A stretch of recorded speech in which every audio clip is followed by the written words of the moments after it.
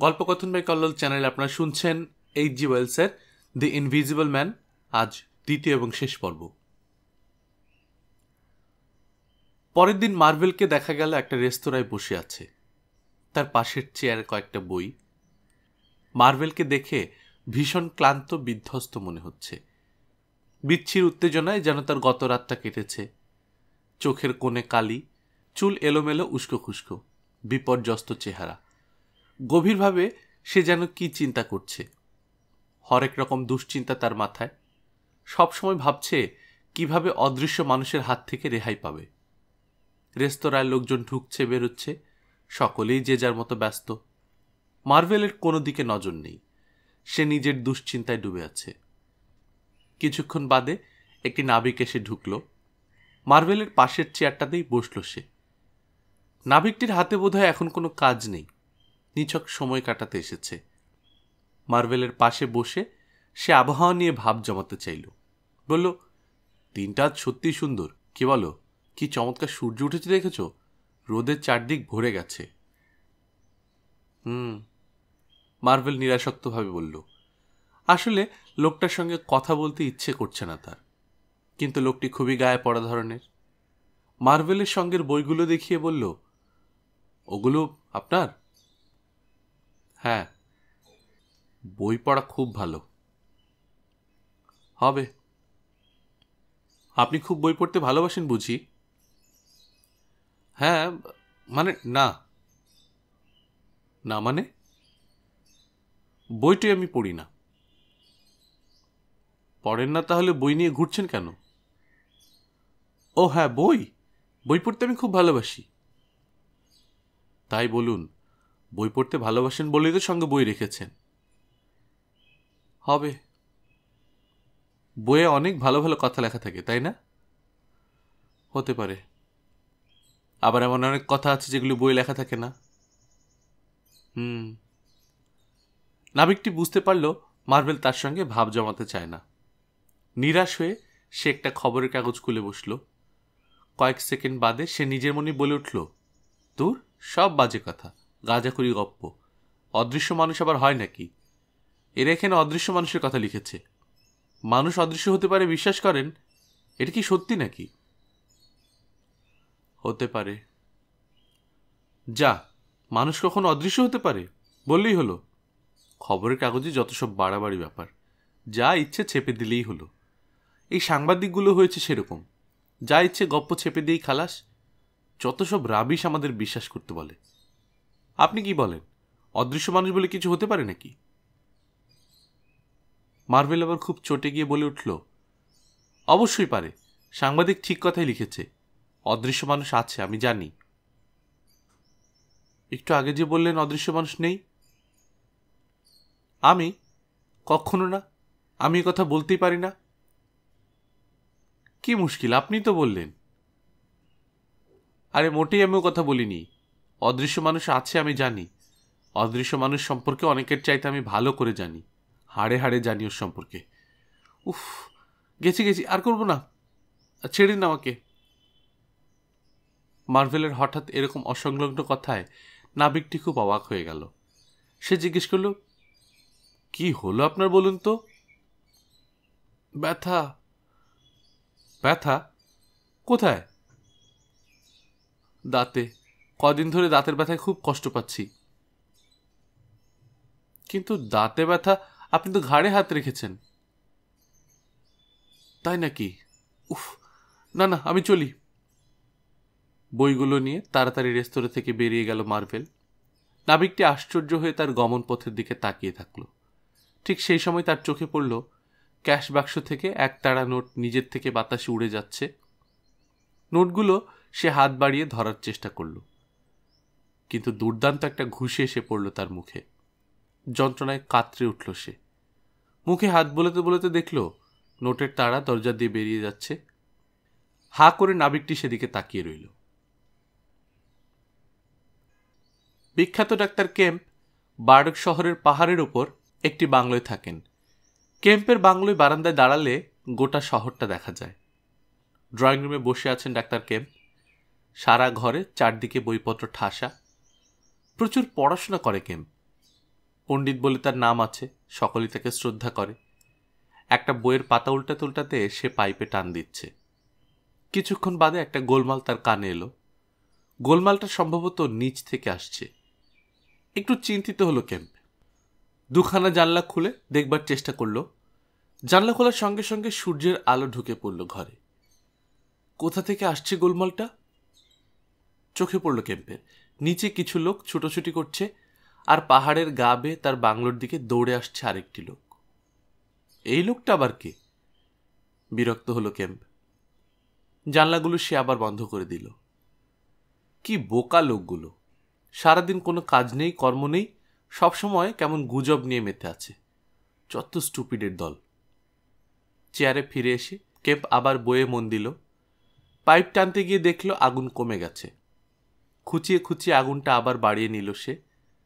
বইয়ে মন দিল, কিন্তু মন বসছে না। এত গোলমালের মধ্যে পড়াশোনা করাই সত্যি খুব শক্ত। কতগুলো কুকুর ডাকতে শুরু করেছে। কে যেন চিৎকার করে বলে উঠল, সাবধান সাবধান, অদৃশ্য মানুষ আসছে। ডাক্তার ক্যাম্প মনে মনে এবার খুবই বিরক্ত হলো। কি সব আজগুবি ব্যাপার! মানুষ আবার অদৃশ্য হতে পারে নাকি? লোকগুলো সত্যি সত্যি পাগল হয়ে গেছে। অদৃশ্য মানুষ, যত সব বাজে কথা। আজ কয়েকদিন ধরেই খবরের কাগজে ওইসব ছাপতে শুরু করেছে। শুধু গুজব ছড়ানোর চেষ্টা। অদৃশ্য মানুষ কোথায় কি করেছে, কোথায় নিজে থেকে টাকা উড়ে গেছে, যত গাল গল্প। ছাপার বিষয় আর পায় না কাগজগুলো। বার্ডক শহর থেকে আঁকাবাঁকা একটা রাস্তা ক্যাম্পের বাংলোর পাশ দিয়ে পাহাড়ের গা বেয়ে চলে গেছে। সেই রাস্তার ওপরে পাহাড়ের ঠিক নিচে জলি ক্রিকেটস বলে একটা হোটেল। হোটেলের ভেতর বসে একজন আমেরিকান আর একজন পুলিশ কফি খাচ্ছে। একজন কোচম্যান গল্প করছে হোটেলের একটা ওয়েটার ছেলের সঙ্গে। বাইরের এত গোলমাল শুনে পুলিশ সেই ছেলেটিকে জিজ্ঞেস করল, ব্যাপার কি বলতো, এত গোলমাল কিসের? বুঝতে পারছি না, মনে হয় আগুন টাগুন লেগেছে কোথাও। তাই নাকি? আগুন লেগেছে? হ্যাঁ, মনে তো হচ্ছে। ব্যাপারটা দেখা দরকার তাহলে। কোচম্যান বলল, আমার কিন্তু মনে হচ্ছে আগুন নয়। তাহলে? আগুন হলে কালো ধোঁয়া দেখা যেত। তাই তো, সেই জন্যই তো মনে হচ্ছে আগুন নয়, অন্য কিছু হবে। তা সেই অন্য কিছুটা কি? সেটাই তো বোঝা যাচ্ছে না। লোকে দেখছি দৌড়াদৌড়ি করছে, খুব ঘাবড়ে গেছে, ভয় পেয়েছে। আগুনও তো লোকে ভয় পায়। না না, এটা অন্যরকম ভয় পাওয়া। ঠিক সেই মুহূর্তে হুড়মুড় করে একটা লোকও হোটেলে ঢুকে পড়ল। লোকটাকে দেখেই বোঝা যাচ্ছে দারুণ ঘাবড়ে গেছে, চোখ মুখ বিবর্ণ ফ্যাকাশে হয়ে গেছে। ভেতরে ঢুকেই সে চিৎকার করে বলল, শিগগির শিগগির দরজা জানলা বন্ধ করে দিন, অদৃশ্য মানুষ আসছে। অদৃশ্য মানুষ? হ্যাঁ হ্যাঁ, অদৃশ্য মানুষ। কি বলছো কি তুমি? ঠিকই বলছি, শিগগির সব বন্ধ করে দিন, এক্ষুনিও ভেতরে ঢুকে পড়বে, সবকিছু তছনছ করে দেবে। অদৃশ্য মানুষের কথা সকলে খবরের কাগজে পড়েছে, কিন্তু ব্যাপারটার মোকাবেলা এরা কেউ করেনি। লোকটার মুখে অদৃশ্য মানুষের কথা শুনে এরা সকলেই খুব ভয় পেয়ে গেল। হোটেলের বাইরে যারা ছিল সকলেই হুড়োহুড়ি করে ভেতরে ঢুকে পড়ল। দরজা জানলা বন্ধ করা শুরু হয়ে গেল। পুলিশটা গিয়ে লুকিয়েছে ঘরের একটা কোনায়। ভাবছে, এ তো মহা মুশকিলে পড়ে গেল, অদৃশ্য মানুষ না আবার এখানে ঢুকে পড়ে। আগন্তুক লোকটি পুলিশকে দেখেই দৌড়ে এলো তার কাছে। প্রার্থনার সুরে বলতে লাগলো, আপনি তো পুলিশ, আমাকে বাঁচান, আপনি না বাঁচালে অদৃশ্য মানুষ আমাকে মেরে ফেলবে। কেন? সে তোমাকে মেরে ফেলবে কেন? কি নাম তোমার? আমার নাম মার্ভেল, আমি একজন ভিক্ষুক। কিছুদিন ধরে অদৃশ্য মানুষ আমার ঘাড়ে চেপেছে। তাই নাকি? হ্যাঁ স্যার, এর মধ্যেই আমাকে আধমরা করে ফেলেছে। যতবার পালাতে গেছি ততবার ঠিক কোনো না কোনোভাবে ধরে ফেলেছে। আজও তো তুমি পালিয়েছ। হ্যাঁ, কোনো রকমে হাত এড়িয়ে দৌড় দিয়েছি, কিন্তু আমি জানি ও আমাকে ছেড়ে দেবে না। সবসময় আমাকে মেরে ফেলার ভয় দেখিয়েছে। এবার যদি এখানে ঢোকে আমাকে ঠিক ধরে ফেলবে, এক্ষুনি চলে আসবে সে। দয়া করে আমাকে বাঁচান। কিন্তু মুশকিলটা কি জানো, আজ আমি আবার লাঠি নিয়ে বেরোতে ভুলে গেছি। একটা লাঠি যদি এক্ষুনি পেতাম তো বাঁচানোর চেষ্টা করতাম। আমেরিকান লোকটি এবার জিজ্ঞেস করল, কি ব্যাপার কি? এই লোকটাকে নাকি অদৃশ্য মানুষ খুন করবে। তাই নাকি? মার্ভেলকে ভালো করে লক্ষ্য করল আমেরিকানটি। মার্ভেল কাঁদতে কাঁদতে বলল, সব বলছি স্যার আপনাকে, কিন্তু তার আগে একটা ঘরে আমাকে বন্ধ করে রাখুন। ঠিক সেই মুহূর্তে হোটেলের দরজায় কে যেন সজোরে আঘাত করল। চিৎকার করে উঠল মার্ভেল, ওই দেখুন, এসে গেছে, এসে গেছে, দয়া করে আমাকে কোনো ঘরে বন্ধ করে রাখুন, নইলে আমাকে বাঁচতে দেবে না, ঠিক মেরে ফেলবে। আমেরিকানটি বলল, কি ব্যাপার কি, তুমি এত নার্ভাস কেন? এই দেখো, আমার একটা পিস্তল আছে, অদৃশ্য মানুষ এলে গুড়ুম করে গুলি চালিয়ে দেব, কি হাল হয় তখন দেখবে। কথাটা বলে মার্ভেলকে সাহস দেওয়ার জন্য সে তার পিস্তলটা দেখালো, কিন্তু পুলিশটি বলে উঠল, বাহ, আপনার সাহস তো কম না, আমি একজন পুলিশ, অদৃশ্য হোক আর দৃশ্য হোক, আমার সামনে আপনি খুন করার কথা বলেন কি করে? এ তো ভালো কথা না, আমি এরকম হতে দেব না। আইন বলে একটা কিছু তো এই দেশে আছে নাকি? গুড়ুম করে গুলি করবো বললেই গুলি করা যায়? আমেরিকানটি তখন গলার সুর পাল্টে বলল, আরে না, তুমিও যেমন, আমি কি মেরে ফেলবো নাকি? আমি আসলে পায়ে গুলি করব, পায়ে গুলি করে ওকে খোঁড়া করে দেব, তখন ওকে গ্রেপ্তার করা তোমার পক্ষে কত সুবিধা হবে বলো তো? পুলিশটি গম্ভীরভাবে গোফে তা দিল। এবার কোচম্যানটি পুলিশটির সঙ্গে দরজার দিকে একটু এগোলো। পুলিশটি মোটা গলায় জিজ্ঞেস করল, দরজার বাইরে কে? কে দরজা ধাক্কা দিচ্ছে? মনে রেখো, আমি একজন পুলিশ। দরজায় ধাক্কা দেওয়া বন্ধ হলো, আর কোনো শব্দ শোনা যাচ্ছে না। কোচম্যানটি স্বস্তির নিঃশ্বাস ফেলে বলল, যাক, পুলিশ দেখে অদৃশ্য মানুষ তাহলে ভয় পেয়েছে। পুলিশটি হাসতে হাসতে বলল, পুলিশকে তো সবাই ভয় পায়, তাহলে শোনো, আমার একটা অভিজ্ঞতার কথা তোমাকে বলি। গোফে তা দিয়ে পুলিশটি গল্প বলতে শুরু করলো। ঠিক সেই মুহূর্তে জানলার কাঁচ ঝনঝন করে ভেঙে পড়ল। মেঝেতে ধক করে একটা শব্দ, অর্থাৎ কেউ লাফিয়ে ঘরে ঢুকেছে। মার্ভেল চিৎকার করে উঠল, ওই তো ঢুকে পড়ল, সাবধান সাবধান। আমেরিকানটি বলল, কিন্তু কোথায়ও, আমি কেমন করে ওকে গুলি করব? এখানে এখানে, আমার ঘাট ধরে নিয়ে যাচ্ছে। তাড়াহুড়োতে পিস্তল থেকে গুলি ছুড়ল আমেরিকানটি, কিন্তু গুলিটি গিয়ে লাগলো দেয়ালে ঝোলানো একটা আয়নায়। আয়নাটা ঝনঝন করে ভেঙে পড়ল। আপনি থেকেই হোটেলের দরজা খুলে গেল। মার্ভেলের ঘাট ধরে বার করে নিয়ে গেল অদৃশ্য মানুষ। অদৃশ্য মানুষ বেরিয়ে যাওয়ার পর দেখা গেল পুলিশটি এক কোণায় আশ্রয় নিয়েছে, আর কোচম্যান এবং ওয়েটার ছেলেটি লুকিয়েছে টেবিলের নিচে। আমেরিকান ভদ্রলোক পুলিশটিকে ঠাট্টা করে বলল, তুমি কিন্তু বেশ নিরাপদ জায়গায় বেছে নিয়েছ। পুলিশটি হাসতে হাসতে গোফে তা দিয়ে বলল, সব কিছুতেই আমার একটা কৌশল আছে, আমি তো পুলিশ, সে কথা ভুলে গেলে চলবে না। হ্যাঁ, বুঝলাম, বলে আমেরিকানটি ফিক করে হেসে দিল। ঘড়িতে এখন রাত 10টা। কেম্প তার ঘরে বসে গভীর মনোযোগ দিয়ে পড়াশোনা করছে। বিশেষ একটি ওষুধের ফলাফলের উপর পরীক্ষা করছে সে। ভীষণ ঠান্ডা পড়েছে আজ। বাইরে দুর্দান্ত ঘন কুয়াশা, তুষারপাত চলছে অবিশ্রান্ত। পাইপের আগুন কমে গেছে কেম্পের। আগুনটা সে আবার খুঁচিয়ে নিল, ভালো করে একটা টান দিয়ে ঝুঁকে পড়ল বইয়ের উপর। কেম্পের কাছে আজ সন্ধ্যাবেলা একটি দুটির বেশি রোগী আসেনি। যে দু একজন এসেছিল প্রেসক্রিপশন নিয়ে তাড়াতাড়ি বিদায় নিয়েছে। তারপর থেকে কেম্প একলাই পড়াশোনা করে যাচ্ছে। আজ তার চেম্বার সম্পূর্ণ খালি। রাতের খাওয়া হয়ে গেছে ডাক্তার কেম্পের। ঝিকে ছুটি দিয়ে দিয়েছে। ঝি এখন নিজের ঘরে তোফা আরামে নাক ডাকাচ্ছে। ঠিক এই সময় কেম্পের কানে গুলির শব্দ উড়ে এলো। বেশ অবাক হয়ে গেল সে। এত রাতে কে গুলি চালালো? জানলা খুলে নিচের রাস্তার দিকে তাকিয়ে ব্যাপারটা বুঝবার চেষ্টা করল কেম্প, কিন্তু কিছুই তার চোখে পড়ল না। এত ঘন কুয়াশা, বাইরে চোখ আর চলতেই চাইছে না। আকাশের দিকে তাকালো কেম্প।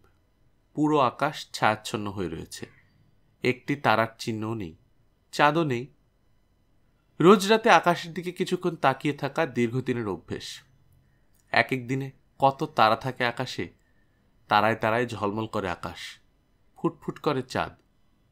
কিন্তু আজ আকাশে কিচ্ছু নেই, শুধু ছায়া আর ছায়া। গভীর অন্ধকার ছেয়ে রেখেছে পৃথিবীকে। অন্ধকারের নিকষ কালো রং পৃথিবীকে কালো করে রেখেছে। ঠিক এই মুহূর্তে বাড়ির সদর দরজায় কলিং বেলটা বেজে উঠল। নিশ্চয়ই কোনো রোগী। পরের মুহূর্তেই দরজাটা খুলে গেল। মেইডেন হয়তো দরজা খুলে দিয়েছে। কেম্প আশা করল এক্ষুনি হয়তো সে এসে কোনো রোগীর আগমন বার্তা জানাবে, কিন্তু এত রাতে আবার রোগী। মনটা একটু খারাপ হয়ে গেল কেম্পের। এখন যদি এই রোগী আমাকে ডেকে নিয়ে যেতে আসে, তাহলে এই বিচ্ছিরি ঠান্ডার মধ্যে রোগী দেখার জন্য বেরোতে হবে। মনে মনে একটু বিরক্তই হলো কেম্প। হঠাৎ দরজাটা বিচ্ছিরি শব্দ করে বন্ধ হয়ে গেল। সিঁড়ি দিয়ে কে যেন উপরে উঠে আসছে। আর কে? নিশ্চয়ই কাজের মেয়ে। রোগীর বাড়ির লোককে বসিয়ে আমাকে খবর দিতে আসছে। কিন্তু সিঁড়ি দিয়ে ওঠা শেষ হয়ে গেল, কেম্প কাউকে দেখতে পেল না। 5 মিনিট কেটে গেল।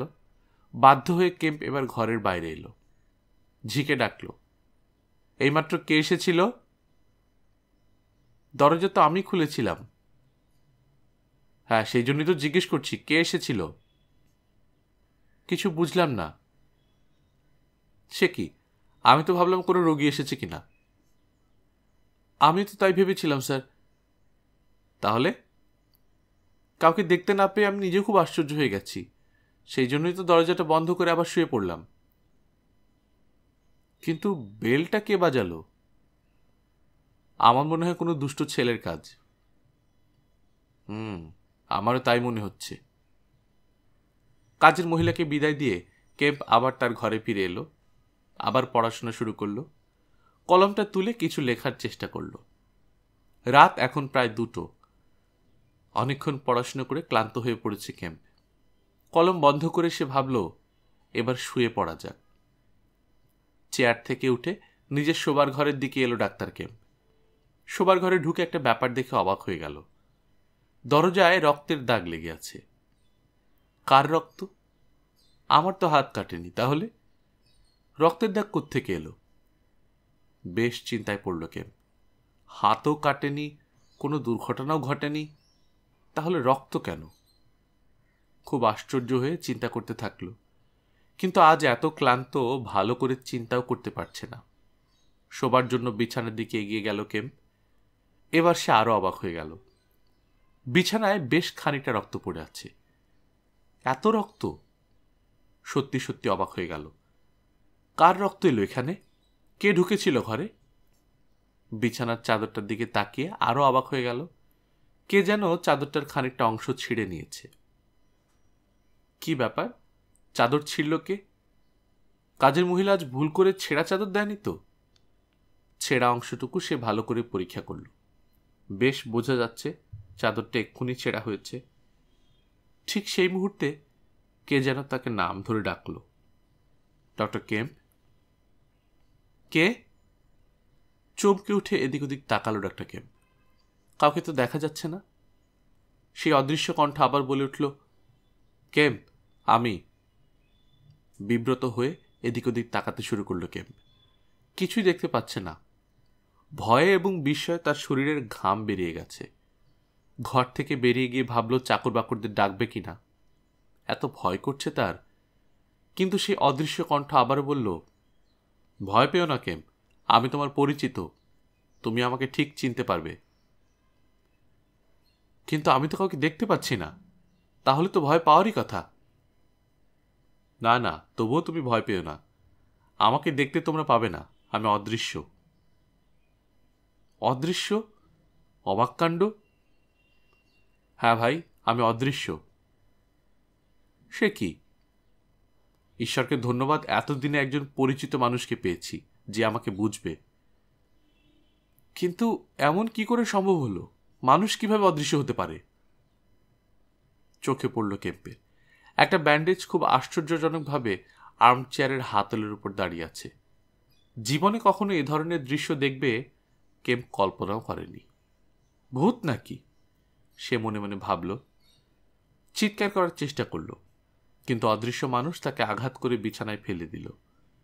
আবার চেঁচিয়ে উঠতে গেলে অদৃশ্য মানুষ বলে উঠল, চিৎকার করো না কেম্প, আমি গ্রিফিন। গ্রিফিন? কোন গ্রিফিন? আমি তোমার সঙ্গে স্কুল আর কলেজে পড়েছি, ভুলে গেছো? আমার সঙ্গে স্কুল কলেজে পড়েছ? হ্যাঁ কেম, আমি তোমার সঙ্গে পড়াশোনা করেছি। দয়া করে মনে করার চেষ্টা করো, ঠিক মনে পড়ে যাবে। গ্রিফিন? ফিজিক্স আর অঙ্কে ফার্স্ট হয়ে যে ইউনিভার্সিটিতে মেডেল পেয়েছিল সেই গ্রিফিন? হ্যাঁ ভাই, আমি সেই গ্রিফিন। যাক, থ্যাঙ্কস গড তুমি আমাকে চিনতে পেরেছ। কিন্তু সেই গ্রিফিন তো ছিল 6 ফুট লম্বা। সে তো অদৃশ্য ছিল না। কলেজে আমরা তাকে যথেষ্ট স্বাভাবিক দেখেছি। তুমি কি করে গ্রিফিন হলে? তুমি তো অদৃশ্য। তুমি তো বিজ্ঞানের ছাত্র কেম, বোকার মতো কথা বলছো কেন? বোকার মতো? হ্যাঁ, বোকার মতো। আমি তোমাকে সব বলবো। বলো। বলবো কেম, বলবো। তোমার ল্যাবে আমি পরীক্ষাও করব। তোমার ল্যাবটা ব্যবহার করতে পারলে আমার সুবিধাই হবে। অনেক দিন কোনো ভালো ল্যাব ব্যবহার করতে পারিনি। তুমি আমার ল্যাবরেটরি ব্যবহার করো, কিন্তু ব্যাপারটা কি বলো তো? অধৈর্য হয়েও না কেম, সবই শুনতে পাবে। কিন্তু এখন আমার ভীষণ খিদে পেয়েছে। আমায় কিছু খেতে দাও। বড্ড ঠান্ডা পড়েছে আজ। তোমার কি শীত করছে? শীত তো করবেই। কেন, তোমার গায়ে গরম জামা কাপড় নেই? না ভাই, পোশাক থাকলে তো তুমি সহজেই আমাকে চিনে ফেলতে। কিভাবে? আমি অদৃশ্য হয়ে থাকতে পারি, পোশাক তো অদৃশ্য হবে না। কি সব আজে বাজে ব্যাপার! একটা মানুষ আমার সামনে বসে কথা বলছে আর আমি তাকে দেখতে পাচ্ছি না। বৃষ্টি লাগছে। বন্ধু কেম, দয়া করে আমাকে বুঝবার চেষ্টা করো। কে যেন কেম্পের একটা হাত নিজের হাতে তুলে নিল। হাতটাকে নিয়ে নগ্ন দেহের উপর রাখল। চোখ, মুখ, হাত সবকিছু অনুভব করতে পারল কেম্প। ভীষণ আশ্চর্য হয়ে গেল। কেমন করে এটা সম্ভব হলো? আমি দেখতে পাচ্ছি না, কিন্তু অনুভব করছি। কেমন একটা ব্যাপার। চিন্তা করে কিছুতেই কুল পাচ্ছি না। অদৃশ্য মানুষ বলল, এখন নিশ্চয়ই তুমি আমার কথাগুলি বুঝতে পারছো। সত্যি সত্যি আমি অদৃশ্য। দয়া করে আমাকে একটা গরম পোশাক দাও, আজ বড্ড ঠান্ডা পড়েছে। তাড়াতাড়ি ভেতর থেকে এক সেট গরম পোশাক নিয়ে এলো কেম্প। কে যেন তার হাত থেকে প্রায় ছিনিয়ে নিল সেগুলো। আশ্চর্য হয়ে কেম্প দেখল শার্টটা শূন্যের মধ্যে দাঁড়িয়ে রয়েছে। শূন্যের মধ্যে শার্টের বোতাম লাগানো হচ্ছে, প্যান্ট পরা হচ্ছে, কোট পরা হচ্ছে। কোট প্যান্ট পরা হয়ে গেলে কে যেন স্বস্তির নিঃশ্বাস ফেলল। তারপর কেম্পকে ধন্যবাদ দিয়ে বলল, তুমি আমায় বাঁচালে ভাই। সত্যি এত ঠান্ডা পড়েছে। আচ্ছা ঠিক আছে, ঠিক আছে। এখন ভালো লাগছে তো? হ্যাঁ, এবার আমায় কিছু খেতে দাও। কিন্তু তার আগে আমায় বলো তো, এই ঠান্ডার মধ্যে উলঙ্গ হয়েছিলে কেন? ব্যাপারটা কি? তোমাকে তো বললাম আমি অদৃশ্য হয়ে থাকতে পারি, কিন্তু পোশাক কি করে অদৃশ্য হবে? তা অবশ্য ঠিক। লোকে তো পোশাক দেখে আমাকে চিনে ফেলবে। এর আগে ছিলে কোথায়? আইপিং নামে একটা ছোট্ট শহরে। সেখান থেকে চলিলে কেন? দায়ে পড়ে ভাই, দায়ে পড়ে। স্রেফ দায়ে পড়ে সেখান থেকে পালিয়েছি। তারপর থেকে এই অবস্থা। অবশ্য লোকে ওই ধরনের পোশাক দেখলে ঘাবড়েই যাবে। সে কথাও ঠিক, সেজন্যই মুখে আমি ব্যান্ডেজ ব্যবহার করি। কিন্তু এত সব ব্যাপার ঘটলো কেমন করে বলো তো? সব বলবো ভাই, সব বলবো। তার আগে আমায় কিছু খেতে দাও। ভীষণ খিদে পেয়েছে। এখন বলতে পারছো না? খিদের চোটে আমার প্রাণ বেরিয়ে যাচ্ছে কেম, কথা পর্যন্ত বলতে পারছি না। দয়া করে তুমি অন্তত মানুষের মতো ব্যবহার করো। আর তাছাড়া আমার হাতটাও জখম হয়েছে, অনেক রক্ত পড়ে গেছে। বিছানায় এই রক্ত তাহলে তোমার? হ্যাঁ ভাই, আমার রক্ত তো অদৃশ্য নয়। এখন প্লিজ আমায় কিছু খেতে দাও। দাঁড়াও, চাকর বাকরকে ডাকি। না না, কাউকে ডাকতে হবে না। আমাকে দেখলে তোমার লোকেরা ভয় পেয়ে যাবে। তুমি নিজেই যা পারো নিয়ে এসো। আচ্ছা। ঘর থেকে বেরিয়ে গেল কেম্প। একটু বাদে কিছু খাবার নিয়ে এলো। কিছু পাউরুটি আর মাখন, আলু ভাজা আর দুটো কাটলেট। অদৃশ্য মানুষকে বলল, নাও খেয়ে নাও। খুব খুশি হয়ে খাবারের প্লেটটা নিল গ্রিফিন। শূন্যের মধ্যেই খাবারগুলো অদৃশ্য হয়ে যাচ্ছে। তৃপ্তি করে খেতে খেতে গ্রিফিন বলল, আজ আমি কিছুই খাইনি। ওই বদমাস মার্ভেলটা, একবার যদি ওকে হাতে পাই। মার্ভেলকে? তোমাকে সব বলবো, আগে একটু স্বাভাবিক হতে দাও। দাঁড়াও, কফি তৈরি করি। ঘরেই সব ব্যবস্থা রেখেছো দেখছি। হ্যাঁ, কফির ব্যবস্থা আমি ঘরে রেখেছি, ইচ্ছে মতো যাতে যখন তখন বানাতে পারি। কফি তৈরি করে গ্রিফিনকে দিল কেম্প। গ্রিফিন জিজ্ঞেস করল, সিগার আছে? আছে। দাও একটা খাই। একটা সিগার নিয়ে গ্রিফিনের দিকে কেম্প এগিয়ে দিল। দেখল কোটের হাতাটা এগিয়ে এসে সিগারটা তুলে নিল। শূন্য একটা জায়গায় সিগারটা দাঁড়িয়ে পড়ল। নিজে থেকে সিগারে আগুন ধরে গেল, ধোঁয়া বেরোতে থাকলো। কেউ যেন আরাম করে সিগারে টান দিচ্ছে। হাই তোলার শব্দ পেল কেম্প। গ্রিফিন বলল, জানো কেম্প, গত 4 দিন আমি ঘুমোইনি। সে কি? হ্যাঁ ভাই, 4 দিন 1 মিনিটের জন্য ঘুম হয়নি। এখন আমাকে একটু ঘুমোতে দাও। কিন্তু কিভাবে তুমি অদৃশ্য হলে সেটা তো বললে না। তোমাকে আমি সবই বলবো, কিন্তু আজ রাতটা দয়া করে আমাকে একটু বিশ্রাম নিতে দাও। আচ্ছা বেশ, তুমি ঘুমোও, আমি পাশের ঘরে আছি। মনে রেখো কেম্প, কেউ যেন সকালবেলায় এই ঘরে না আসে, আমি খুব সমস্যায় পড়ে যাব। না না, কেউ আসবে না, তুমি নিশ্চিন্তে থাকো, নিশ্চিন্তে ঘুমোতে পারো। কেউ আমাকে সকালে এসে বিরক্ত করবে না তো? কেউ বিরক্ত করবে না, তুমি শোও তো। ঠিক সেই সময় কেম্পের চোখে পড়ল ধোয়ার মধ্যে কাচের মতো আবছা একটা মুখ। অবাক হয়ে কয়েক সেকেন্ড সেদিকে তাকিয়ে রইল, তারপর পাশের ঘরে চলে গেল। সোফাতেই রাতটা কাটিয়ে দেয়া মনস্থ করেছে কেম্প। হঠাৎ দেখল ঘরের মধ্যে কোট প্যান্ট। অদৃশ্য মানুষ ঘরে এসেছে। সে বুঝল, জিজ্ঞেস করল, কি ব্যাপার গ্রিফিন, তুমি ঘুমোওনি? না ভাই, ঘুম আসছে না, একটা কথা মাথায় এলো। কি কথা? সেটাই তোমায় বলতে এলাম। হ্যাঁ বলো।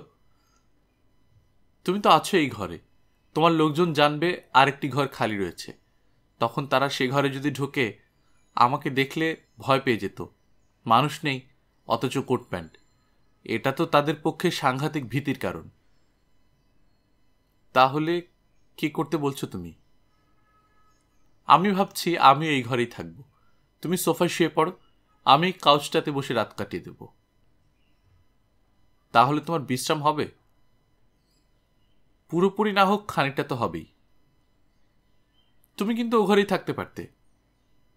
না না, আমি তোমার সঙ্গেই রাত কাটাবো। আমার অবস্থাটা একবার চিন্তা করো কেম, শান্তিতে একটা মিনিটও বিশ্রাম নিতে পারি না। কিন্তু কেন, এরকম কেন হলো? বলছি। হ্যাঁ হ্যাঁ বলো। তোমার ঘুমের অসুবিধা হবে না তো কেম্প? আরে না না, তুমি বলো না আগে সব ঘটনা শুনি। তোমার নিশ্চয়ই মনে আছে, ইউনিভার্সিটিতে আমি খুব ব্রাইট ছাত্র ছিলাম। শেষ পরীক্ষায় পাশ করার পর আমি ফিজিক্সে রিসার্চ শুরু করি। হ্যাঁ মনে আছে, তোমার সঙ্গে যখন আমার সর্বশেষ দেখা হয়েছিল, তুমি বলেছিলে আলোকরশ্মির উপর গবেষণা করবে। ঠিক মনে আছে তোমার। কিন্তু তারপর কি হলো? রিসার্চ যখন এগুচ্ছে, সেই সময় আমি নতুন কিছু আবিষ্কার করার জন্য খুব উদ্গ্রীব হয়ে উঠেছিলাম। নতুন কিছু মানে? এমন একটা কিছু যা কেউ আগে কখনো আবিষ্কার করেনি। এমন একটা কিছু যা মানুষের ইতিহাসকে সম্পূর্ণ বদলে দিতে পারে। সবসময় এই চিন্তা আমাকে কুরে কুরে খেত। তারপর 24 ঘন্টা আমি চিন্তা করতাম কিভাবে নতুন কিছু আবিষ্কার করা যায়। পাগলের মতো গবেষণা চালিয়ে যেতাম। আমার মনে হতো চেষ্টা করলে মানুষও অদৃশ্য হতে পারে। তাই নাকি? হ্যাঁ, প্রথমে আমি একটা বিড়ালের উপর পরীক্ষা চালিয়েছিলাম। দেখলাম বিড়ালটা অদৃশ্য হয়ে গেল। রক্তমাংসের বিড়ালটা সামনেই রয়েছে, অথচ অদৃশ্য। নিজের গবেষণার এই আশ্চর্য সুফল দেখে আমি খুবই আশান্বিত হয়েছিলাম যে বিড়ালকে যদি অদৃশ্য করা যায়, তাহলে মানুষকে কেন যাবে না? মানুষ অদৃশ্য হতে পারে। অবাক কাণ্ড, আজ পর্যন্ত কিন্তু কোনো বৈজ্ঞানিক এরকম কথা বলেননি। ঠিক বলেছ কেম, আজ পর্যন্ত কেউ বলেনি। কিন্তু ভবিষ্যতের কথা কে বলতে পারে? ভবিষ্যতে তো এই গবেষণা সমস্ত পৃথিবীতে ছড়িয়ে পড়তে পারে, তাই না? এই বিষয়ে প্রথম সফল বৈজ্ঞানিক হব আমি। খুব অদ্ভুত লাগছে আমার। তুমি তো আমাকে অবাক করলে গ্রিফিন। দেখো, বিজ্ঞানের প্রতিটি ক্ষেত্রেই যখন নতুন কথা কেউ বলে, সেই কথাটা তার আগে কেউ বলে না। নতুন কোনো আবিষ্কার যখন কেউ করে, সেই আবিষ্কারটি তার আগে কেউ করে না। নিউটনের আগে মাধ্যাকর্ষণ তত্ত্বটি নিয়ে কারো কোনো মাথা ব্যথা ছিল না। তত্ত্বটি তিনিই প্রথম আমাদের সামনে তুলে ধরলেন, আর সেই মুহূর্তে গোটা পৃথিবী সেটা স্বীকার করে নিল। কিন্তু তার সঙ্গে এর কি সম্পর্ক? ঠিক সেই রকমভাবেই মানুষের পক্ষে অদৃশ্য হওয়া সম্ভব, এ কথা আর কেউ বলেনি। এখন পৃথিবীতে আমি একমাত্র বৈজ্ঞানিক যে সদর্পে এই কথা ঘোষণা করার জন্য তৈরি হয়ে আছি। আমি পৃথিবীকে জানাবো মানুষের পক্ষেও অদৃশ্য হওয়া সম্ভব। বেশ তো, তাহলে সে কথা তুমি রয়্যাল সায়েন্টিস্ট অ্যাসোসিয়েশনকে জানাওনি কেন? জানাবো। কবে জানাবে? আসলে সেখানে একটা মুশকিল হয়ে গেছে। কি? অদৃশ্য কিভাবে হওয়া যায় সেটা আমি বের করেছি, কিন্তু আবার দৃশ্যমান হওয়ার উপায় আমি এখনো বার করতে পারিনি। এটি আবিষ্কার করা এখন আমার বাকি রয়ে গেছে। অথচ এটা আবিষ্কার করতে না পারলে আমার এই আবিষ্কারটা মানুষের কোনো কাজেই আসবে না। এর জন্য আপ্রাণ চেষ্টা করার যে সুযোগ এবং সময় আর অর্থের প্রয়োজন, তা আমার নেই। সেই ব্যাপারে কি আমি তোমার কাছে কোনো সাহায্য পাব? নিশ্চয়ই। তোমার ল্যাবরেটরি আমাকে ব্যবহার করতে দেবে? যত খুশি ব্যবহার করো। তোমার এই মহান আবিষ্কারে আমি সহায়তা করব, এ তো স্বাভাবিক। আর তাছাড়া তুমি আমার বন্ধু। শুনে খুশি হলাম কেম, কিন্তু এখন আমার প্রথম কাজ মার্ভেলকে খুঁজে বার করা। ওই বদমাইশ পাজিটা আমার 3টে ডায়েরি আর 3000 টাকা নিয়ে পালিয়েছে। ওকে খুঁজে বার করে শাস্তি না দেওয়া পর্যন্ত আমার স্বস্তি হবে না। বারে বারে তুমি মার্ভেলের কথা বলছো। লোকে কে? এতক্ষণ আমি তোমাকে ওর সম্পর্কে কিছুই বলিনি, কিন্তু এখন মনে হচ্ছে এসব বললে তুমি আমাকে বুঝতে পারবে। তুমি তো বুঝতে পারছো, আমি অদৃশ্য হলেও আমার পোশাক, টাকা পয়সা, জিনিসপত্র এগুলো কিছু অদৃশ্য হয় না। তাই এখানেই হচ্ছে বেঁচে থাকা সবচেয়ে বড় সমস্যা। আইপিংয়ে থাকার সময় চোখে আমি সবসময় গাঢ় নীল রঙের চশমা ব্যবহার করতাম, কিন্তু সেই জায়গাটা আমার ছেড়ে চলে আসতে হয়েছে। কিন্তু কেন? তুমি জায়গাটা ছেড়ে এলে কেন? কারণ লোকে সবসময় আমাকে সন্দেহ করা শুরু করলো। টাকা পয়সা ফুরিয়ে গিয়েছিল, পকেট একেবারে খালি ছিল। কি করলে তখন? আমাকে টাকা জোগাড় করতে হলো। কিভাবে? চুরি করে। চুরি করে? হ্যাঁ ভাই, বাঁচার জন্য আমাকে চুরি করতে হয়েছে। ওই বদমাইশ মার্ভেলটাকে আমি অ্যাসিস্ট্যান্ট বানিয়েছিলাম, ও আমাকে সাহায্য করত। চুরির ব্যাপারে ও তোমাকে কিভাবে সাহায্য করত? আমাকে তো কেউ দেখছে না, আমি ওর সঙ্গে থাকতাম। কোনো হোটেল বা দোকানে ঢুকে ক্যাশ বাক্স থেকে আমি টাকা তুলে নিতাম, নিয়ে সবার অলক্ষ্যে ওর পকেটে চালান করে দিতাম। ওকে কেউ সন্দেহ করতো না, অথচ লোকে দেখতো টাকাগুলো নিজে থেকে অদৃশ্য হয়ে যাচ্ছে। এইভাবে বেশ অনেক টাকাই চুরি করেছি আমি। একবার একটা নাবিক আমাকে বাধা দিতে এসেছিল, আমি তাকে শেষ করে দিয়েছি। যাই হোক, আমার এই চুরি করে পেট চালানোর ব্যাপারটা ভালোই চলছিল, কিন্তু ওই মার্ভেল এত পাজি, এত লোভী, ও চেষ্টা করলো আমার সব টাকা পয়সা হাতিয়ে নিতে। সেটা তো আমি হতে দিতে পারি না। এখন যদি ওকে হাতে পাই, খুন করে ফেলব। ইতিমধ্যে জীবিকা নির্বাহের জন্য বেশ কয়েকটা খুন আমাকে করতে হয়েছে। সে কি, তুমি খুন করেছ? হ্যাঁ কেম, একটা নয়, বেশ কয়েকটা। আরও করব। তবে সবচেয়ে আগে খুন করব ওই মার্ভেলকে। আমার সর্বস্ব নিয়ে পালিয়ে গেছে, কিছুতে আমি ওকে ছেড়ে দেব না। গত রাত থেকে আমি ওকে পাচ্ছি না। প্রথমে একটা হোটেলে ঢুকে পড়েছিল, আমি সেখানে জানলা ভেঙে ঢুকে পড়েছিলাম। ওকে ঘাট ধরে বার করে নিয়ে আসার সময় আমার হাতে গুলি লাগে। সেই ফাঁকে হাত ছাড়িয়ে পাজিটা পালিয়ে যায়। কে গুলি করলো তোমায়? এক বদমাশ আমেরিকান হঠাৎ গুলি করে আমার হাতটা জখম করে দিয়েছে। কিন্তু মার্ভেলকে আমি খুঁজে বার করবই, ছেড়ে আমি ওকে দেব না। ও আমাকে চেনে না, ও জানে না গ্রিফিনের প্রতিহিংসা কি ভয়ানক। ভেবেছে পার পাবে? কোথায় যাবে শালা, ওর রক্ত না দেখলে আমার শান্তি নেই। মানুষ কিন্তু তুমি এখন অনেক বদলে গেছো গ্রিফিন, অনেক নিচে নেমে গেছো। আবিষ্কারের নেশা এত মারাত্মক, স্থান কাল পাত্র, বোধ বুদ্ধি বিবেক মূল্যবোধ সব হারিয়ে বসে আছো। এটা কি ঠিক? এই ধরনের ধ্বংসাত্মক মানসিকতা কিন্তু তোমার কাছে আগে কখনো আশা করতাম না। জ্ঞান দিচ্ছ কেপ? জ্ঞান নয় গ্রিফিন, সত্যি কথাই বলছি। যাক, এসব তোমার নিজস্ব ব্যাপার, আমার বলার কিছু নেই। অবশ্যই আমার নিজস্ব ব্যাপার। এরপর দেখবে একটার পর একটা ভয়ানক ঘটনার সৃষ্টি করব আমি, ত্রাসের সঞ্চার করব সর্বত্র। আমার নাম শুনে লোকে ভয়ে কাঁপবে। কিসের এত রাগ তোমার? আমি একজন বৈজ্ঞানিক ক্যাম্প। আমার বিজ্ঞান সাধনা দিয়ে মানুষের উপকার করতে চেয়েছিলাম। আমার আবিষ্কার পৃথিবীর সভ্য সমাজের কাজে আসত। আমি শুধু তার বদলে চেয়েছিলাম ভদ্রভাবে জীবিকা নির্বাহ করার সুযোগ। কিন্তু সে সুযোগ আমাকে দেয়া হলো না। আমার প্রতি সহানুভূতি কেউ দেখায়নি। এত নিষ্ঠুর এই পৃথিবী। এবার আমার সমস্ত প্রতিভা আমি ধ্বংসের কাজে নিয়োগ করব। বুঝিয়ে দেব বিজ্ঞান কত নিষ্ঠুর হতে পারে। তুমি আমাকে এ বিষয়ে সাহায্য করো। বলো, সাহায্য করবে? আমার জন্য নিশ্চিন্ত নিরাপদ একটি আশ্রয়ের ব্যবস্থা করে দাও, একটি জীবিকার ব্যবস্থা করে দাও। তারপর আমি আমার কাজ করে নেব। এক নিঃশ্বাসে এতগুলো কথা বলে থামল গ্রিফিন। একটু বাদে বলল, আমি তো আমার সব কথা তোমাকে বলে দিলাম কেম্প, কিন্তু তুমি আমাকে পুলিশে ধরিয়ে দেবে না তো? তুমি কি পাগল হয়েছ গ্রিফিন?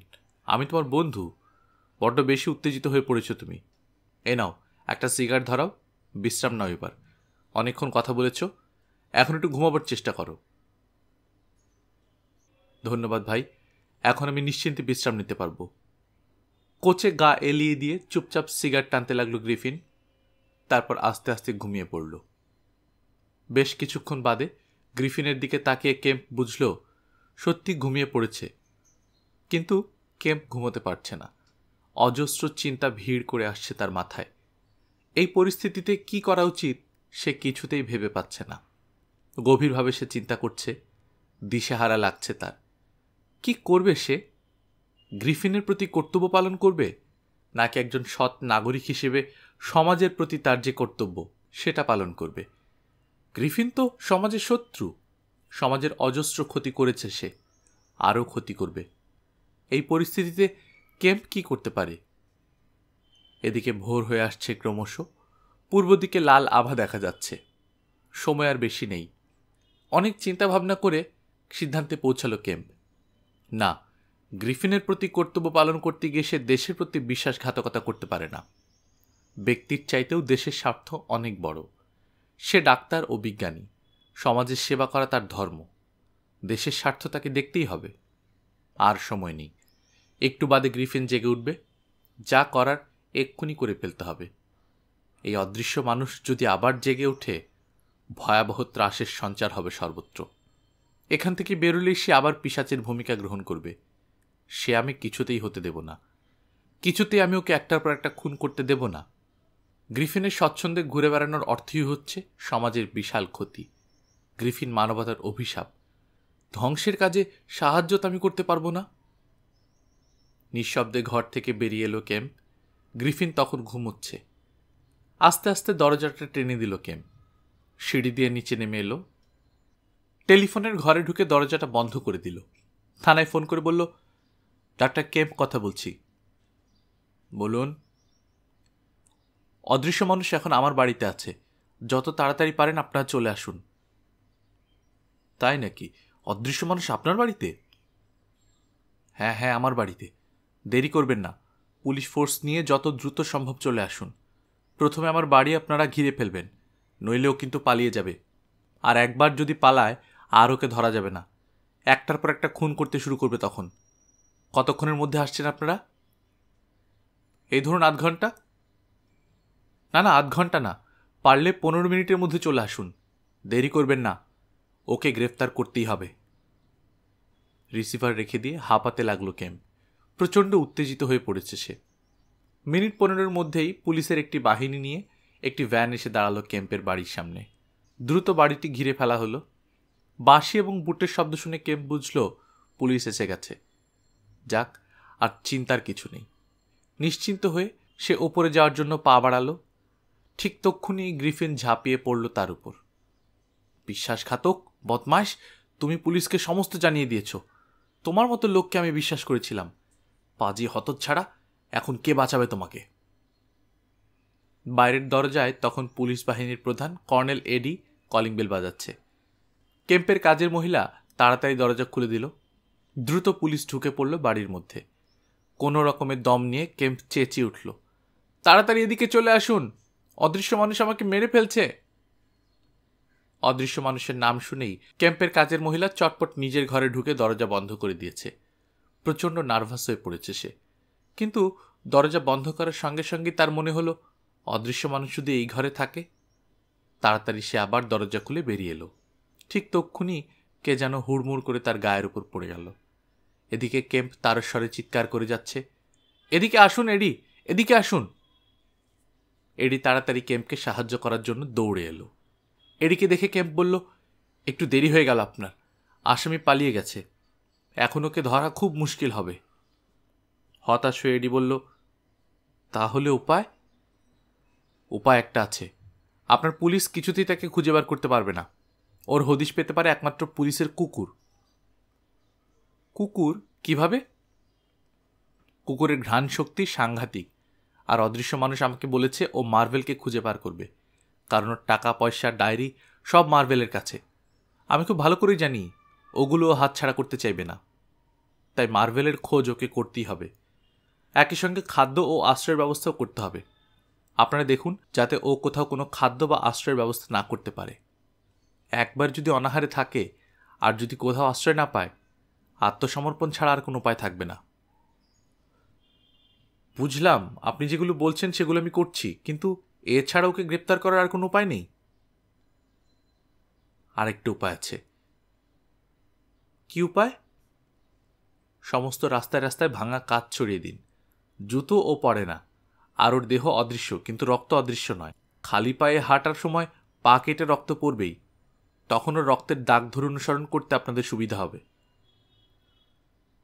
বেশ বেশ, প্রথমে আমরা ওর খাদ্য বন্ধ করে দিচ্ছি, তারপর নিষ্ঠুর রাস্তা নেব। আর এক্ষুনি আমাদের কুকুর ছেড়ে দিচ্ছি রাস্তায়, দেখা যাক যদি এইভাবে ওকে ধরা যায়। এখন আপনি ভালো আছেন তো? আমি চলি। কথাটা বলে সদর দরজার কাছে এগিয়ে গেল কর্নেল এডি। কেম্পের কাজের মহিলা তখন বিচ্ছিরিভাবে চেঁচিয়ে যাচ্ছে। একটু হেসে এডি বলল, আরে তুমি এখনও চেঁচাচ্ছ কেন? অদৃশ্য মানুষ তোমাদের বাড়ি থেকে পালিয়ে গেছে। ওহার আমাদের মারবে না তো? আরে না, এখন তুমি তোমার কাজে যাও, মনিবের সেবা করো। সেই দিনই সমস্ত বাস আর মোটর ড্রাইভারদের বার্ডক শহর ত্যাগ না করার নির্দেশ দিল পুলিশ। বার্ডক শহর 20 মাইলের মধ্যে অন্য কোনো যানবাহন নিষিদ্ধ হলো, কিন্তু ট্রেন বন্ধ করা সম্ভব হলো না। শহরের পুলিশ রেল পুলিশকে অনুরোধ করল বার্ডক স্টেশনে পৌঁছানোর আগেই তারা যেন সমস্ত কম্পার্টমেন্ট তালা লাগিয়ে দেয়, যাতে বার্ডক স্টেশনে কেউ ওঠানামা করতে না পারে। আবার পরের স্টেশনে তালাগুলো খুলে দেওয়া হবে। রেল কর্তৃপক্ষ মালগাড়ি চলাচল বন্ধ করে দিল। কিছুদিনের জন্য শহরের স্কুল, কলেজ, অফিস বন্ধ হয়ে গেল। পুলিশ গিয়ে লোকের বাড়ি বাড়ি বলতে লাগলো কেউ যেন অকারণে দরজা না খুলে রাখে। খাবারের দোকানগুলিকে বলা হলো তারা যেন খাবার দাবারের শোকেসগুলো ভালো করে বন্ধ রাখেন, যাতে কেউ কোনো খাবার তুলে না নিতে পারে। এদিকে পুলিশের কানে একটার পর একটা নানা রকম উড়ো খবর আসতে শুরু করেছে, সবই অদৃশ্য মানুষ সংক্রান্ত। কে নাকি দেখেছে একটা লোহার ডান্ডা আপনি থেকেই শূন্যে ঘুরে বেড়াচ্ছে। আবার কে নাকি দেখেছে অদৃশ্য মানুষ একটা বাচ্চা ছেলের পা ভেঙে দিয়েছে। কেউ খবর দিল পাহাড়ের পাশে বসে নাকি পাগলের মতো অদৃশ্য মানুষ হো হো করে হাসছে, ইত্যাদি ইত্যাদি। এরকম নানা ধরনের উড়ো খবর এসে পৌঁছতে লাগলো পুলিশের কানে। সমস্ত শহর জুড়ে অদৃশ্য মানুষকে নিয়ে নানা রকম জল্পনা কল্পনা শুরু হয়ে গেছে। সর্বত্রই বেশ একটা উত্তেজনার ভাব, সবাই আতঙ্কিত। কে জানে কখন কার ঘাড়ে অদৃশ্য মানুষের কোপ পড়ে। শহরের লোকজন রাস্তাঘাটে বেশি বেরোয় না, দোকানপাট তাড়াতাড়ি বন্ধ হয়ে যায়। বাড়ির দরজা লোকে বেশিক্ষণ খুলে রাখে না। বার্ডক স্টেশনে কেউ নামা ওঠা করে না, ফলে স্টেশন একেবারে জনশূন্য। অদৃশ্য মানুষই এই মুহূর্তে শহরের সবচাইতে বড় খবর। খবরের কাগজে প্রতিদিন অদৃশ্য মানুষকে নিয়ে নানা রকম গল্প ছাপা চলছে। ওদিকে পুলিশ কিন্তু এখন অদৃশ্য মানুষ অর্থাৎ গ্রিফিনের কোনো হদিশ বার করতে পারেনি। দু একদিন বাদে নিজের বাড়িতে বসে কর্নেল এডির সঙ্গে কথা বলছিল কেম্প। এডিকে জিজ্ঞেস করল, অদৃশ্য মানুষের কোনো খবর পাওয়া গেল? না, এখনও তো তেমন কোনো খবর পেলাম না যার উপর নির্ভর করা যায়। চেষ্টা তো সব রকমভাবে করা হচ্ছে, তবু পাখি ফাঁদে পড়ছে না। পাখি ফাঁদে পড়ছে না, অথচ যত আজে বাজে উড়ো খবর কানে আসছে। লোকে বড্ড ভীতু আর খুব তাড়াতাড়ি গুজব ছড়াতে ভালোবাসে। নির্ভরযোগ্য খবর একটাও আসেনি? না। তাহলে দেখুন, আমরা পুলিশ, শেষ পর্যন্ত না দেখে হাল ছাড়ব না। শেষের ফাঁদটি তো এখনো পাতেই নি। তার মানে ওই ভাঙা কাচের ব্যাপারটা? নিশ্চয়ই, ওটা তো আমাদের হাতেই রয়েছে। ওতে ওকে ধরা পড়তেই হবে। ঠিক সেই সময় একটি ঢিল এসে জানালার কাচে আঘাত দিল। ঝনঝন করে ভেঙে পড়ল জানালার কাচ। ঢিলটা ঘরের মধ্যে পড়ে আছে, সঙ্গে একটা চিঠি। চিঠিটা তুলে নিল কেম্প। তাকেই উদ্দেশ্য করে লেখা। পড়তে পড়তে সে অত্যন্ত নার্ভাস হয়ে গেল। এডি জিজ্ঞেস করল, কি ব্যাপার, কার চিঠি? অদৃশ্য মানুষের। অদৃশ্য মানুষের? হ্যাঁ। কাকে লিখেছে? আমাকে। পড়ুন তো শুনি। চিঠিটা জোরে জোরে পড়তে শুরু করলো কেম্প। শয়তান, বদমাইশ, বিশ্বাসঘাতক, পুলিশ সেদিন তোমাকে বাঁচিয়েছিল, কিন্তু বারে বারে তোমাকে কে বাঁচাবে? তোমার পুলিশের ক্ষমতা আছে আমাকে গ্রেপ্তার করার? কোনোদিন তারা আমাকে গ্রেপ্তার করতে পারবে না, কোনোদিন না।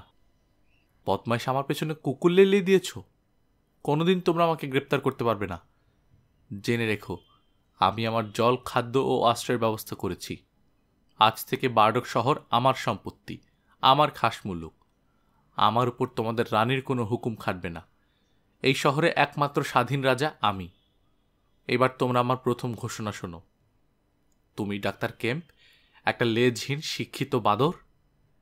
আমার প্রথম কাজ হচ্ছে তোমাকে কুকুরের মতো হত্যা করা।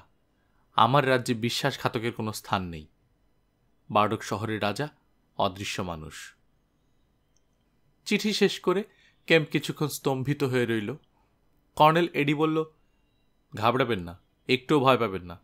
এক্ষুনি আমি থানায় খবর দিচ্ছি। একদল পুলিশ সবসময় আপনার গার্ড থাকবে। কিন্তু যদি ও আমাকে খুন করে? অসম্ভব। যতক্ষণ আমরা এখানে আছি আপনার গায়ে হাত দেওয়ার পক্ষে অসম্ভব। আরেকটা দিক দিয়ে বরং এটা ভালোই হলো। কিরকম? ওর তো এখন সম্পূর্ণ নজরটা আপনার দিকে, সেই জন্য ওকে গ্রেপ্তার করা আমাদের পক্ষে সহজ হবে। চলুন নিচে গিয়ে থানায় ফোনটা করি। টেলিফোনের ঘরে এসে রিসিভার তুলে থানায় ফোন করার চেষ্টা করল এডি, কিন্তু টেলিফোনে কোনো শব্দই হলো না। কেম্প নিজেও চেষ্টা করল, টেলিফোন নিরুত্তর। এডি বলল, মনে হচ্ছে সে আমাদের টেলিফোনের লাইন কেটে দিয়েছে। আমারও সেরকম মনে হচ্ছে, নইলে ফোন তো একটু আগে ভালোই ছিল। তাহলে আমি আপনার কাজের মেয়েকে পাঠাই, ওকে ডাকুন তো, একটা চিঠি দিয়ে ওকে থানায় পাঠিয়ে দিই।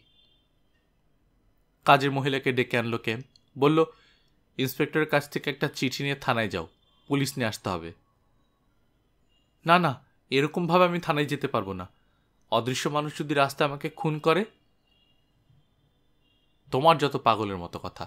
অদৃশ্য মানুষ তোমাকে খুন করতে যাবে কেন? শুনছই তো, ওর যত রাগ আমার উপর। তোমাকে অকারণে মারতে যাবে কেন? কিন্তু আমার খুব ভয় করছে স্যার। রাস্তা দিয়ে চলবো, ওকে তো চোখেই দেখতে পাবো না। হঠাৎ যদি এসে আমাকে ধরে বুঝতেই পারবো না। আরে না না, তোমাকে ধরবে না বলছি তো। তুমি যাও, থানায় গিয়ে খবর দাও। কর্নেল সাহেবের চিঠি দেখলেই ওরা পুলিশ পাঠিয়ে দেবে। কোনো ভয় নেই তোমার, যাও। আচ্ছা। পেছনের দরজা দিয়ে তাকে থানায় পাঠিয়ে দিল কেম্প। এডিকে নিয়ে তারপর সে বসল। হঠাৎ রাস্তা থেকে বিকট চিৎকার কানে এলো। বারান্দায় দাঁড়িয়ে দুজনে দেখল কেম্পের কাজের মহিলা রাস্তার উপর শুয়ে তার স্বরে চেঁচাচ্ছে, আর কর্নেলের লেখা চিঠিখানা স্থির হয়ে শূন্যে দাঁড়িয়ে আছে। কয়েক সেকেন্ড বাদে কে যেন চিঠিটাকে টুকরো টুকরো করে ছিঁড়ে হাওয়ায় উড়িয়ে দিল। কেম্প এডিকে বলল, অদৃশ্য মানুষ ওকে আক্রমণ করে চিঠিটা ছিনিয়ে নিয়েছে। এখন কি উপায়? উপায় একটা বার করতেই হবে। আমি নিজে থানায় যাচ্ছি। আপনি গেলে আমার কি হবে? আমি তো এখানে একা হয়ে যাব। অকারণে ভয় পাবেন না ডাক্তার। এই অদৃশ্য মানুষকে যেভাবেই হোক আমাদের গ্রেপ্তার করতেই হবে। দরজা বন্ধ করে আপনি থাকুন, আমি একটু বাদেই ঘুরে আসব। এভাবে কি আপনার না গেলেই নয়? ও যদি কোনো ফাঁকে একবার ঢুকে পড়তে পারে, আমাকে শেষ করে দেবে। ভয়ঙ্কর প্রতিহিংসা ওর। আমি ওকে হাড়ে হাড়ে চিনি। পিশাচের মতো প্রতিহিংসা চরিতার্থ না হওয়া পর্যন্ত একটার পর একটা খুন করতেই থাকবে। ওই রক্ত পিশাচের হাতে এভাবে আমাকে ছেড়ে যাবেন না কর্নেল। আমি তো বলছি ডাক্তার, আপনি নিশ্চিন্ত থাকুন, আপনার কিছু হবে না। সবসময় আপনার পিস্তলটাকে রেডি করে রাখবেন। কেন, বুঝতে পারছেন তো, থানায় খবর না দিলে পুলিশ আনবো কেমন করে? আপনার ফোনটাও তো খারাপ। আপনার চিন্তা করার দরকার নেই। কর্নেল এডি কেম্পের বাড়ি থেকে বেরিয়ে এলো। দরজা বন্ধ করে দিয়ে কেম্প হাতে পিস্তল নিয়ে দোতলায় চলে এলো। কেম্পের বাড়ির পেছন দিয়ে একটা রাস্তা সোজা থানায় চলে গেছে। এই রাস্তাটা ধরলে শর্টকাটে থানায় পৌঁছানো যায়। তাড়াহুড়োতে এডি সেই রাস্তাটি বেছে নিল। কিছুক্ষণ বাদেই কে যেন ধাক্কা দিয়ে তাকে মাটিতে ফেলে দিল। কে যেন তার বুকের উপর চেপে বসেছে। এডি বুঝল অদৃশ্য মানুষের খপ্পরে পড়ে গেছে। পিস্তল বার করে গুলি চালাতে গেল, পারল না। হা হা করে অট্টহাসি হাসতে হাসতে পিস্তলটা কেড়ে নিল অদৃশ্য মানুষ। ব্যঙ্গ করে বলল, কি হলো চাঁদবদন, গুলি ছোড়া গেল না? আমাকে গুলি করে মারা হবে? স্বাদ তো বড় কম নয় তোমার। দাঁতে দাঁত চিপে গর্জে উঠল এডি। হাত থেকে পিস্তলটা কেড়ে নিলে তাই পারলাম না গুলি করতে, নইলে আজই তোমাকে শেষ করে দিতাম। কিন্তু এখন তোমাকে কে বাঁচাবে জাদুধন? মিস্টার এডি, এখন তুমি কি করবে? খুব তো আমার পিছনে কুকুর লেলিয়ে দিয়েছ। আমার খাওয়া বন্ধ করে দেবে, আমার আশ্রয় জুটবে না, কত তোমাদের স্বাদ, তাই না? কিন্তু এখন এখন তুমি আমাকে মারতে পারো। এখন আমি নিরস্ত্র, যে কোনো মুহূর্তে আমাকে গুলি করে শেষ করে দিতে পারো। দেরি করছো কেন তাহলে? গুলি চালাও। আরে দূর, তোমাকে কে মারবে? তোমাকে আমি মানুষ বলে গণ্যই করি না। তোমাকে খুন করার কোনো ইচ্ছা আমার নেই। এই দেখো, তোমায় ছেড়ে দিলাম। এডিকে ছেড়ে দিয়ে উঠে দাঁড়ালো অদৃশ্য মানুষ। এডিও উঠে দাঁড়ালো, গায়ের ধুলো ময়লা ঝাড়তে লাগলো। অদৃশ্য মানুষ বলল, তোমায় আমি ছেড়ে দিচ্ছি, কিন্তু একটা ব্যাপার, আমি তোমার সাহায্য চাই। আমাকে সাহায্য করো, এক্ষুনি তোমাকে ছেড়ে দিচ্ছি। বলো, সাহায্য করবে? কিসের সাহায্য? আবার তোমাকে কেম্পের বাড়িতে ঢুকতে হবে। তার মানে দরজা খোলার সুযোগে তুমিও ঢুকে যাবে আর ওকে খুন করবে, এই তো? হ্যাঁ, ও বিশ্বাসঘাতক, মৃত্যুই ওর একমাত্র শাস্তি। সে আমি হতে দেব না, অসম্ভব। মনে রেখো এডি, আমার কথা অমান্য করে তুমি কিন্তু তোমার নিজের মৃত্যুকে ডেকে আনছো। ভালো করে ভেবে দেখো, হয় কেম্পকে আমার হাতে তুলে দাও, নয়তো নিজের মৃত্যু বেছে নাও। তোমাকে 2 মিনিট সময় দিলাম। কেম্প বিশ্বাসঘাতক, ওকে আমি শেষ করে দেব। এই বিষয়ে তোমাকে সাহায্য করতে হবে। যদি রাজি থাকো তো ভালো, নইলে মরতে হবে। কোনটা চাও? ঠিক 2 মিনিট সময় দিলাম তোমাকে। অসম্ভব, আমি পুলিশ, এই জিনিস আমি কিছুতেই হতে দেব না।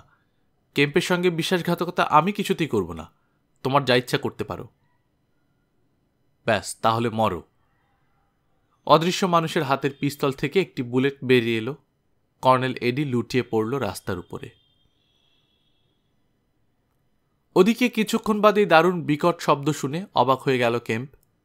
কে যেন জোরে জোরে তার দরজায় আঘাত করছে। জানলা দিয়ে নিচে তাকিয়ে বুক ভয়ে হিম হয়ে গেল তার। একটা কুড়ুল নিজে থেকে তার দরজায় আঘাত করে যাচ্ছে।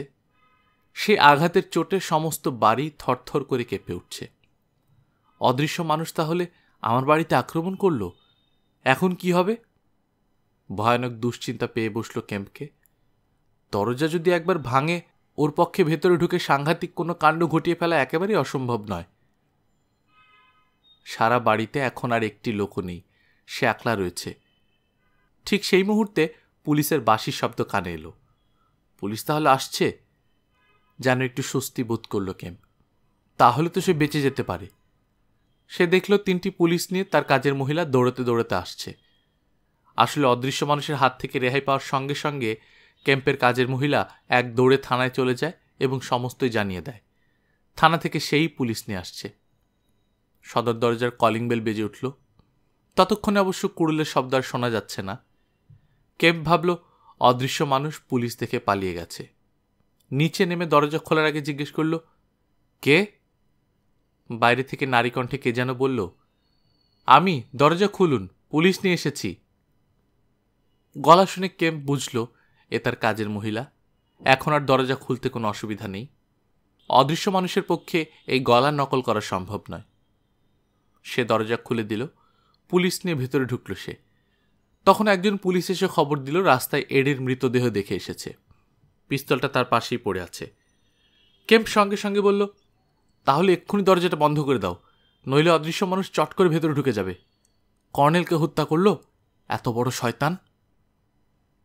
পুলিশটি উত্তর দিল, ওর শয়তানি আজ আমরা ঘোচাবই। কর্নেলের হত্যার বদলা নেব আজ। সদর দরজা বন্ধ করে সকলে উপর উঠে এলো।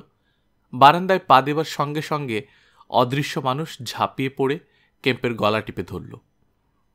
আমি কত বড় শয়তান এবার তুমি বুঝতে পারবে। বিশ্বাসঘাতকতার শাস্তি মৃত্যু। আচমকা গলা টিপে ধরাতে কেম্পের দম বন্ধ হয়ে আসছে। রেহাই পাওয়ার জন্য সে আপ্রাণ চেষ্টা করছে। অদৃশ্য মানুষ তাকে টানতে টানতে বারান্দার একটি কোণায় নিয়ে গেল। শয়তানি শক্তি এত ভয়ঙ্কর হতে পারে কেম্পের কোনো ধারণাই ছিল না। কিন্তু বাইরে থেকে কেউ বুঝতে পারছে না যে তাকে জোর করে ধরে বারান্দার কোণায় নিয়ে যাওয়া হয়েছে। তবে দৃশ্যটা যে অস্বাভাবিক তাতে সন্দেহ নেই। একজন একটু আশ্চর্য হয়ে বলল, ডক্টর কেম্পের কি হলো?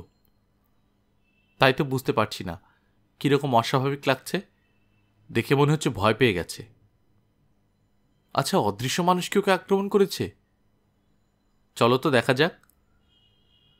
ওদিকে অদৃশ্য মানুষ ততক্ষণে ডক্টর কেম্পকে দেয়ালের সঙ্গে ঠেসে ধরেছে। পুলিশ কেম্পকে সাহায্য করার জন্য এগিয়ে আসতেই অদৃশ্য মানুষ কেম্পের পিস্তলটা কেড়ে নিয়ে পুলিশদের দিকে রুখে দাঁড়ালো। সাবধান, আর এক পায়ে গিয়েছ কি গুলিতে ঝাঁঝরা করে দেব। অদৃশ্য মানুষের হাত থেকে রেহাই পেয়ে হাঁপাচ্ছে কেম্প। হাত বাড়িয়ে সে অদৃশ্য মানুষের পিঠ অনুভব করল। সঙ্গে সঙ্গে আরেকজন পুলিশকে চিৎকার করে বলল, এক্ষুনি ওকে পেছন থেকে বাঁধো, ওকে ধরতেই হবে। কেম্পের গলা শুনে দিশেহারার মতো গুলি চালালো অদৃশ্য মানুষ। গুলির লক্ষ্য নষ্ট হল। সঙ্গে সঙ্গে একজন পুলিশ তার হাতের লাঠি নিয়ে অদৃশ্য মানুষের হাতে আঘাত করে পিস্তলটা ফেলে দিল। পিস্তলটা পড়তেই আরেকজন সেটা কুড়িয়ে নিল। ঠিক তক্ষুনি অদৃশ্য মানুষ বেপরোয়াভাবে কেম্পকে একটা লাথি কষালো। তীব্র আর্তনাদ করে মাটিতে পড়ে গেল কেম্প। তবু চিৎকার করতে থাকল, ওকে ধরো ধরো, পালাতে দিও না, সর্বনাশ হয়ে যাবে। কয়েকজন পুলিশ মিলে নিচে চলে এলো। নিজে থেকেই সদর দরজা খুলে গেছে, অর্থাৎ অদৃশ্য মানুষই খুলে রাস্তায় বেরিয়ে পড়েছে। হতাশ হয়ে কেম্প বলল, আবার পালালো শয়তানটা। পালাতে পারবে না, একজন পুলিশ বলল। কেন? পুলিশের কুকুর আর পুলিশ বাহিনী বাইরেই আছে, ঠিক ধরে ফেলবে। তাহলে দেরি করছো কেন? ডাকো ওকে। তোমাদের কুকুর বাড়ির ভেতরে আসুক, অদৃশ্য মানুষকে ধরতেই হবে। এখান থেকে গন্ধ শুকে শুকে ওরা ঠিক বার করতে পারবে, ধরতেই হবে ওকে। পুলিশটি কুকুর নিয়ে আসার জন্য বাইরে বেরোতেই দেখা গেল একটা কুড়োল তীরের মতো ছুটে বাড়ির মধ্যে ঢুকে গেল। কেম্পের উপর ঝাঁপিয়ে পড়ল কুড়োলটি। প্রচণ্ড চিৎকার করতে লাগলো কেম্প, বাঁচাও বাঁচাও। কুড়োল দিয়ে আক্রমণ করার সঙ্গে সঙ্গে গুলিও ছুড়ে দিল অদৃশ্য মানুষ, কিন্তু কোনোটাই তার কোনো কাজে লাগলো না। সব কিছু ঘটে গেল এক লহমার মধ্যে। একজন পুলিশ আন্দাজ করে কুড়ুলের হাতলের ঠিক পাশে লাঠি দিয়ে সজোরে আঘাত করল। যন্ত্রণায় আর্তনাদ করে উঠল অদৃশ্য মানুষ। হাত থেকে তার কুড়োল পড়ে গেল। পুলিশটি ঠিক জায়গাতে আঘাত করেছে, কিন্তু কুড়োল পড়ে গেলেও হাত ছাড়ার পাত্র নয় অদৃশ্য মানুষ। কেম্পের নাকে সে সপাট একটা ঘুষি চালিয়ে দিল। দুজনের মধ্যে ধস্তাধস্তি শুরু হয়ে গেল। কিছুক্ষণের মধ্যেই কেম্পকে চিৎপাত করে সে তার বুকের উপর চেপে বসল। গলাটা টিপে ধরল মারাত্মকভাবে। কেম্প তক্ষুনি মারা যেত, কিন্তু একজন পুলিশ বুদ্ধি করে কুড়োলটা নিয়ে কেম্পের একটু উপরে আন্দাজে চালিয়ে দিল। কাতর আর্তনাদ করে পড়ে গেল অদৃশ্য মানুষ। জলীয় কি যেন বেরিয়ে মেঝে ভেসে গেল। রক্ত, অদৃশ্য মানুষের রক্ত। মানুষ অদৃশ্য হলেও রক্ত অদৃশ্য নয়। এলো পাথাড়ি আন্দাজে মারতে লাগলো সকলে। কেম্প ততক্ষণে নিরাপদ দূরত্বে সরে দাঁড়িয়েছে। রক্তে ঘর ভেসে যাচ্ছে। লোকজন জমে গেছে বিস্তর। কেম্পের কাজের মহিলা চেঁচিয়ে বাড়ি মাথায় করছে। কেম্পকে কোনোরকম অনুরোধ করে বলল অদৃশ্য মানুষ, আমায় মেরো না। কেম্প পুলিশদের বলল, ছেড়ে দাও, আর মারতে হবে না। এগিয়ে এসে ওকে জিজ্ঞেস করল, তোমার কি খুব বেশি লেগেছে গ্রিফিন? খুব বেশি আঘাত পেয়েছ? কেম্পের প্রশ্নের উত্তর কেউ দিল না। কেম্প আবার জিজ্ঞেস করল, কি হলো গ্রিফিন, কথা বলছো না কেন? কি হয়েছে? কিন্তু এবারও কেউ উত্তর দিল না। আসলে উত্তর দেওয়ার মতো কেউ নেই। গ্রিফিন ইতিমধ্যেই মারা গেছে। ঝুঁকে পড়ে দেহটি অনুভব করল কেম্প। পরীক্ষা করে বুঝল সত্যি গ্রিফিন মারা গেছে। ঠিক সেই মুহূর্তে অবাক বিস্ময়ে কেম্প এবং আর সকলে লক্ষ্য করল অদৃশ্য মানুষের দেহ একটু একটু করে ফুটে উঠছে। প্রথমে পা, তারপর আস্তে আস্তে সম্পূর্ণ শরীর। প্রথমে কালো কালো ছায়ার মতো, তারপর স্বচ্ছ কাচের মতো। অস্পষ্ট থেকে একটু একটু করে স্পষ্ট হয়ে উঠল বিভৎস ক্ষতবিক্ষত মৃতদেহটি। সকলে চিৎকার করে উঠল, উফ, কি ভয়ানক দৃশ্য! ঢেকে দাও ওকে, কিছু একটা দিয়ে ঢেকে দাও। সাদা চাদর দিয়ে ঢেকে দেয়া হলো গ্রিফিনের মৃতদেহ। স্তব্ধ অপলক দৃষ্টিতে কেম্প সেদিকে তাকিয়ে আছে। একজন পুলিশ ইন্সপেক্টর এগিয়ে এসে জিজ্ঞেস করল, কি ভাবছেন ডাক্তার কেম্প? গ্রিফিনের মৃতদেহের দিকে তাকিয়ে থাকতে থাকতে চোখ জলে ভরে এসেছিল কেম্পের। ইন্সপেক্টরের প্রশ্নে তার সম্বিত ফিরল। চোখের জল মুছে বলল, বিজ্ঞান কি অসাধ্য সাধন করতে পারে গ্রিফিন তাই দেখালো। ঠিকভাবে চললে ও বিশ্ববিখ্যাত বৈজ্ঞানিক হতে পারত, কিন্তু ভুল পথ আর দম্ভকে শেষ করে দিল। এর চাইতে দুঃখের আর কি আছে? আশীর্বাদের বদলে ও হয়ে দাঁড়ালো অভিশাপ। এর চাইতে বেদনার আর কি আছে? অভিশপ্ত বৈজ্ঞানিকের মৃতদেহের পাশে হাঁটু গেড়ে বসে দুহাতে মুখ ঢেকে ফেলল বৈজ্ঞানিক ডাক্তার কেম্প।